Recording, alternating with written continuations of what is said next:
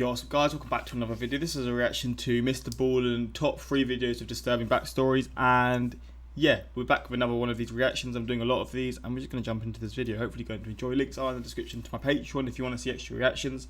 Posting a Patreon video today, plus I've posted loads over the past week, last few weeks, and the last year. I've got loads of videos from ages ago now, so if you're interested in that, links are in the description if you want to see any of my videos I don't post to YouTube. But yeah, let's get into this reaction and see what pictures are in this video. 3 progressively more disturbing in the stories, thumbnail it looked and kind at of the end of each of them I'm going to share the video that is famously kind of like associated demonic. with So but before I get into today's stories, if you're a fan of the strange, I don't know dark, what to and expect, mysterious delivery, because I feel like I can't actually remember, but I'm 99% sure that the thumbnails are actual pictures in the videos that he does, and I'm seeing like a ghost demon looking thing in the window of someone's picture, and I'm kind of thinking, wait, is this real or what? in story format, then you've come to the right channel, because that's all I do, and I upload 3, 4, even 5 times every week. So if that's of interest to you, please ask the like button if you can borrow their car, and then return it with the gas gauge on empty.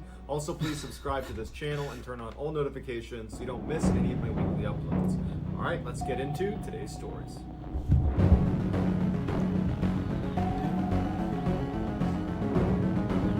I'm so happy that he blew up like whenever he did. It's just good to see someone like him actually doing well on YouTube, you know. Wild child. Oksana Malaya was born November 4th, 1983, to very poor and alcoholic parents in the Ukraine. In the winter of 1986, when Oksana was only 3 years old, in a drunken stupor, her parents forgot about her outside in the cold of winter. And because she was locked out, instinctively she crawled towards the nearest source of warmth, which was the family's kennel, where a whole bunch of dogs were sleeping. And incredibly, once she crawled inside of this kennel, not only did the dogs allow her to sleep there that night, but they kind of embraced her as one of their own. The next day, Oksana did not go back in the house, and her parents seemingly did not notice her absence. And over the next 5 years, Oksana would stay with this family of dogs, essentially living like she was part of their pack, which meant over those— What? Holy fuck, this is turning, like, this is going a lot like more left than I realized. What the fuck? Not for just one night, she ended up living there. What the hell, man? 5 very formative years, from ages 3 to 8 years old, Oksana had almost no interaction with humans. Oksana rapidly learned how to behave like a dog and began only walking on all 4s. She would bark instead of try to speak, and she would eat raw meat. By the early 90s, Oksana no longer identified as a human. She identified as a dog. And it was in the early 90s when a passerby happened to see Oksana running around on all 4s in the back of her house in the woods.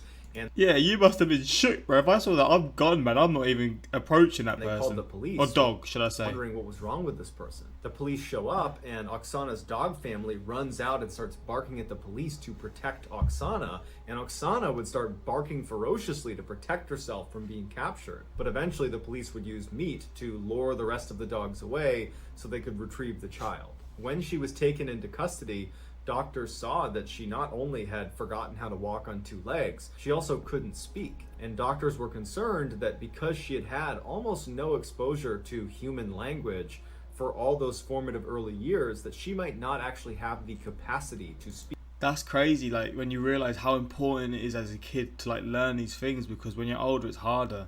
It's crazy how when you're younger, that's when you're the best at like learning things and making sure like it's more fluent to you. Like learning languages, whatever it is, it's so much better to do it like starting as young as possible. And she's been a dog for the first 8 years of her life, so like, what the hell, how are you going to learn then? Like, how do you know what this means? She's never even seen humans before. Like, what? Speak anymore. Oksana was taken to an orphanage where she would eventually learn how to walk on 2 legs, and amazingly, she would learn how to speak. But despite these incredible gains she made towards re-entering society, her experience living with the dogs had really left a mark on her. Although she could speak, she could only speak in monotone with no rhythm and no intonation, and it was actually difficult to follow what she was saying because of that. A psychologist did an assessment of Oksana and determined that her mental capacity was only that of a 6-year-old, despite being a young adult at the time of this assessment. By the time she was 22 years old and had more or less re-entered society, she finally was able to have a boyfriend, and he didn't know much about her past. But when she decided to show him how easy it was for her to run around and bark like a dog, it apparently scared him, and he broke up with her and did not see her again. Today, Oksana lives on a farm taking care of animals, and she was recently interviewed on a Ukrainian talk show where she says she no longer wants to live like or act like a dog, she just wants to be a person. Here is some footage of Oksana Malaya acting like a dog.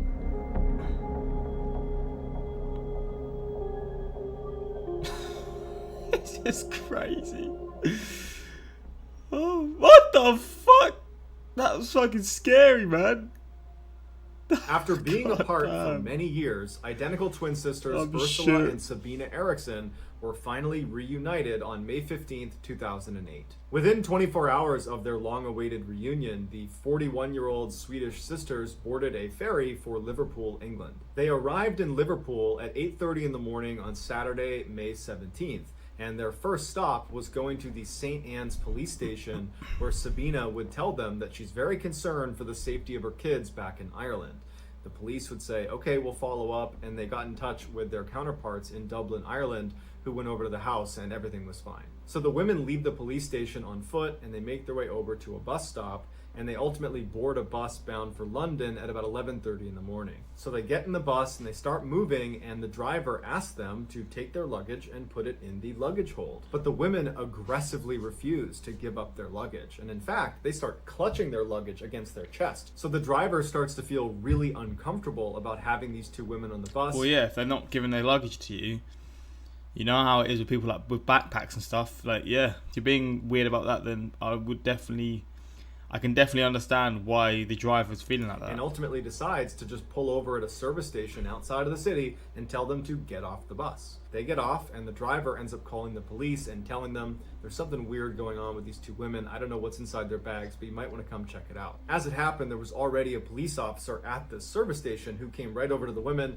and started talking to them as the bus driver took off. During their conversation, the police officer felt like these two women were not a threat to anybody, and it was just a big misunderstanding, and they let them go. So the officer leaves, and these two women who don't have a car start walking down the highway on foot. Shortly thereafter, a security camera on the highway picks up the two women walking down the median of this very busy highway, and at some point they try to cross the street. And it's obvious as you're watching this video that they're not going to make it. There's so many cars. And immediately Sabina gets hit by a car. Now, Sabina was only grazed by the car, so she was okay, and she and her sister went back to the median of this highway. But enough motorists saw this happen that they called the police. And it just so happened that the responding patrol car that was in the area was being shadowed by a film crew that was filming for a TV show called Traffic Cops. So this patrol car shows...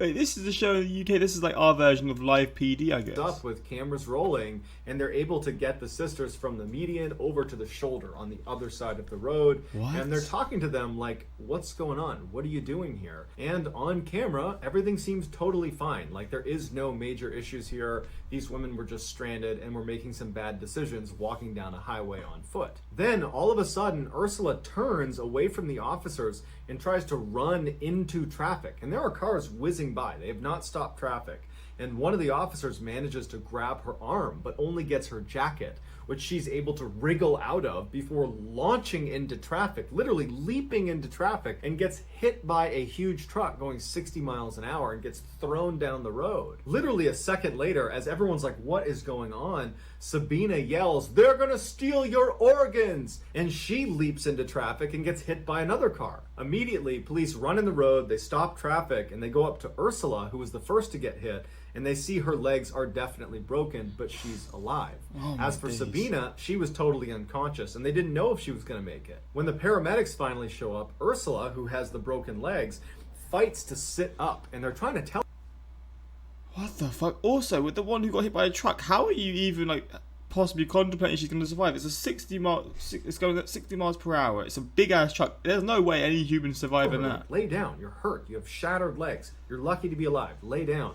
She's not listening. In fact, she's violently trying to sit up, and she starts spitting at the paramedics and the police and screaming obscenities at them like they're trying to hurt her. And they're like, we're the police. We're the paramedics. We're trying to help you. At the same time, Sabina regains consciousness, and even though paramedics and police are trying to keep her laying on the ground, she begins fighting her way up and is pushing the police off of her, and finally stands up and literally squares off with one of the police officers and decks her in the face before running down the road. Police would have to run.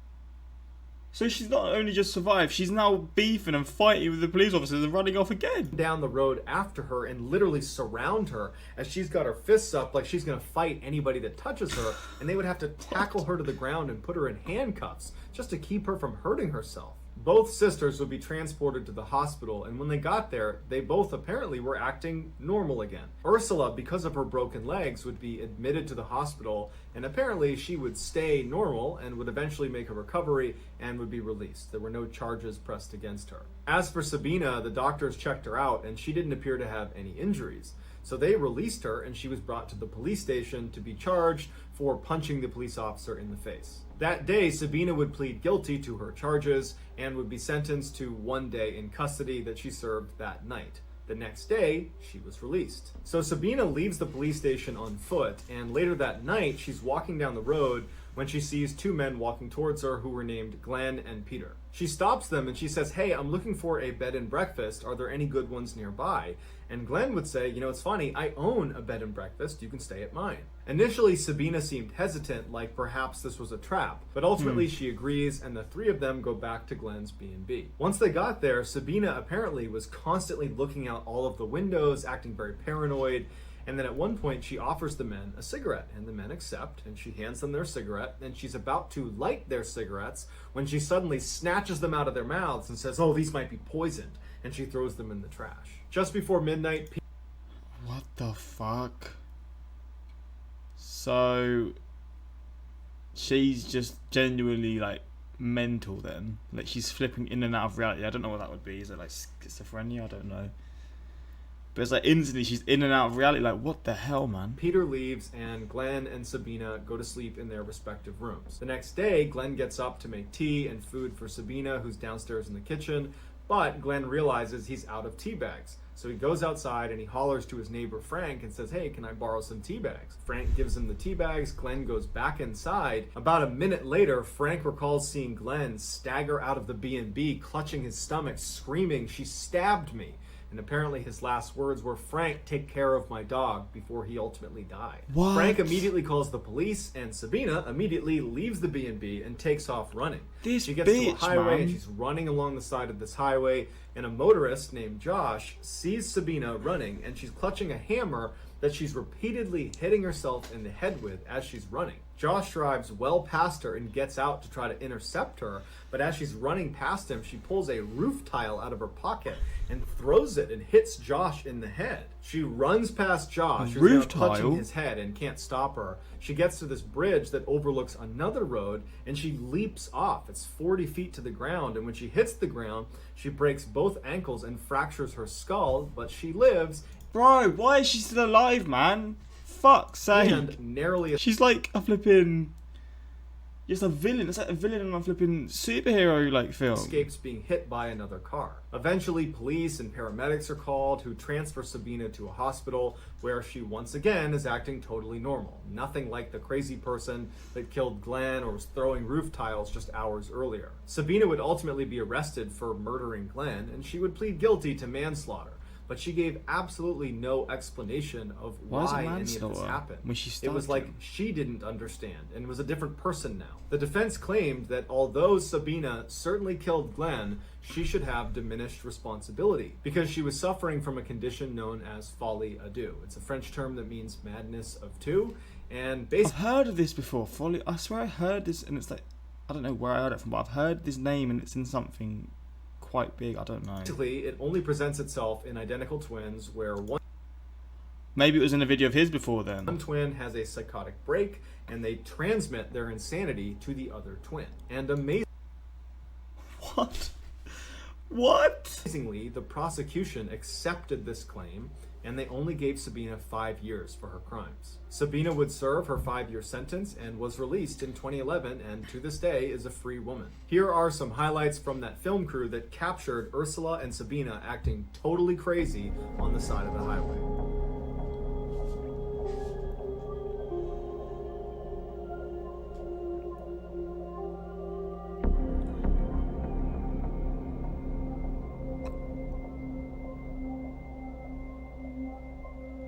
Holy fuck, man.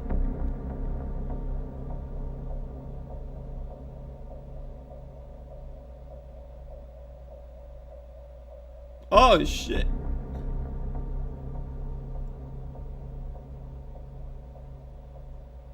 What the fuck? God damn it. In June of 2011, law student Lauren So I have a feeling this is what the thumbnail was, and I'm spooked by this one, man. I'm not gonna lie. This one's Giddings was only freaking me one out. test away Plus from it's a completing her stalker. dream and becoming a public Fuck defender. that. Even though she had a ton of studying still to do, she had taken off the first week in June to go to her sister's wedding where she was the maid of honor. Right before she left the wedding to go back to school, she joked with her family that she was going to be locking herself in the library and just studying 24/7 and that nobody should get in touch with her. But when she got back to campus, none of her classmates that she studied with saw her at the library. And in fact, when they didn't see her for a couple of days, they started reaching out to her and texting her and calling her to see if she was okay.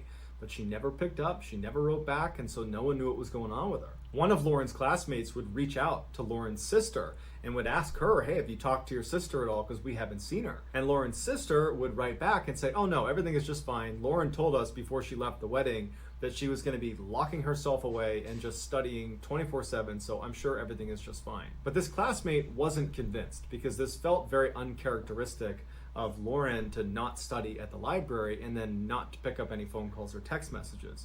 So she would call the police and say, hey, can you please go check on Lauren's apartment because I think something's wrong. So a police officer goes over to Lauren's apartment and knocks on the door. Lauren doesn't answer. They try the door, it's locked. The officer goes outside and looks around the outside of her apartment. There's no broken windows. There's no obvious signs of a break-in. And so the officer leaves and says, I can't do anything else unless you guys file a missing person report. So a couple of days go by and there's still no word from Lauren. And at this point, Why would the family not just realize from then, man? Like, what? Come on. Like, that just drives me insane. Especially with these sort of cases. Time is so important and all this kind of stuff. Lauren's family is now concerned, and they do file a missing persons report. So the police go back to Lauren's apartment. They try knocking. She doesn't come to the door. The door is still locked. So they get the owner of the apartment building to open up her door. And when they go inside, Lauren's not in there. And at first, it doesn't seem like anything is wrong until they notice her cell phone, her keys, her purse, and her laptop are all still in there. This made the police think there could be something sinister happening here, and so they went to Lauren's friends and family and they asked, does she have any enemies? Does she have any reason to be fearful for her life? Initially they said no one would want to harm Lauren. Everybody loves Lauren. But Lauren's sister would say to the police that there was actually one comment Lauren made a year ago that now seemed a little bit more relevant. Lauren had just got back from a vacation and she noticed there were things in her apartment that seemed like they had been moved, like someone else had been here, but no one was supposed to be in her apartment. And so she told her sister, and the two of them talked about it a little bit, but it was quickly forgotten about because there wasn't a reasonable explanation, and Lauren was so busy with school, she didn't pursue it. After police have done a thorough investigation of the inside of Lauren's apartment, they move outside of her apartment and begin scanning the exterior of the building, and they make a huge discovery. An officer who was looking in the dumpster noticed this big black trash bag that looked out of place. And when he tried to move it, it was very heavy, and when they opened it, they found a human torso, and it was Lauren's. Right before this discovery was made, a news crew had shown up outside the apartment building and was trying to interview people that lived in the apartment complex. You know, that because they had pisses been me off, tipped man. As soon as they get news, they're right there, man. Just oh god, I know it's just how the world is, but fuck me, just piss off, you shitty news, man. That somebody who was living here had been missing for over a week, and now police were getting involved. They saw what looked like a resident of the building looking visibly shaken up, watching the police doing their investigation, and they went over to interview him. It would turn out his name was Stephen McDaniel, and he was Lauren's neighbor, and he was a classmate of I know this guy. I don't know where I know him from, but I've definitely seen his face hers in before. law school. The interviewer asked Stephen, what was your last interaction with Lauren? And Stephen became really focused on how he had not seen her in the last week. I feel like I've seen the clip. And in fact, It's a really, really big clip, isn't it? speaking Like on really behalf famous. of my other classmates, no one's seen her. She must have just vanished. As they're doing this interview, right on the other side of a bush, this police officer discovers Lauren's torso, and the news kind of gets out to the interviewer, they've found a body. And the interviewer says out loud to Stephen, it looks like they found a body. And Stephen just completely changes, and he goes, "A body?" And then he goes completely silent to the point where the interviewer says, "Are you okay?" And he just stands there looking completely distant before walking away from the interviewer, sitting down with his back turned, and hyperventilates before the interview ends. Once this case went from missing person to homicide, the police started searching all the rooms on Lauren's floor. And Stephen's room is right next to Lauren's, so he was the first room they searched. Apparently, as they began searching his room, he was standing just outside the door and sweating profusely and drank over 10 bottles of water. In his apartment, they found a key to Lauren's apartment. And what he would do is whenever she was gone, he would sneak into her room and download her hard drive, as well as steal little souvenirs like small articles of clothing and other things that he would hoard in his apartment. When they went on Stephen's computer and checked his browser history, basically the only things he did on the internet were look at Lauren's Facebook and LinkedIn profiles. But the creepiest thing they found was this camera that was literally duct taped to this long pole. And on the camera were all these surveillance videos of Lauren, because what he would do is he would go outside and he would hoist up this camera and he would film her through her windows in the middle of the night. Stephen was quickly charged with Lauren's murder, to which he pled guilty, and he would openly confess to the details of how she died in court. Most times, he used this surveillance footage to confirm she was not in her apartment, so he could sneak in and steal from her. But on the day she was murdered, he would use that camera technique to confirm she was home. And shortly after confirming she was in fact home and asleep, he put on a mask and used his key to get into her apartment and walked right into her room, which woke her up. According to Stephen, she apparently sat up and said, "You need to leave." At this point, he jumps on the bed, and in their struggle, his mask would come off, and Lauren would recognize it's clearly Stephen, and she would plead with him by name to stop. But he didn't stop, and he would strangle her to death. Afterwards, he dragged her into the bathroom and began cutting her up into fairly small pieces. Some of those pieces got flushed down the toilet. The others were put in bags, and only one of those bags was ever discovered, and that was the one of her torso. Stephen was ultimately given a life sentence. Here is a highlight of Stephen's interview when it's revealed that they've discovered Lauren's body. No one has seen her since Saturday. I haven't seen anything. I've always heard noise outside, but it's just people walking by pretty much. We just don't know where she is. What about in the parking lot area? I know they've been doing a lot of. I think that's where they have recovered the body or whatever they recovered from there. Body? Had you heard? Had you seen anything there? Had you seen anything there? Shook. He's absolutely shook. We don't know if this is the same person. You know what I mean? Like, they took out a body there earlier. We don't know if it's the same person or not. That's why we're trying to ask people if they know who lived there. Are you okay, sir? I think I need to sit down. Okay. What the fuck?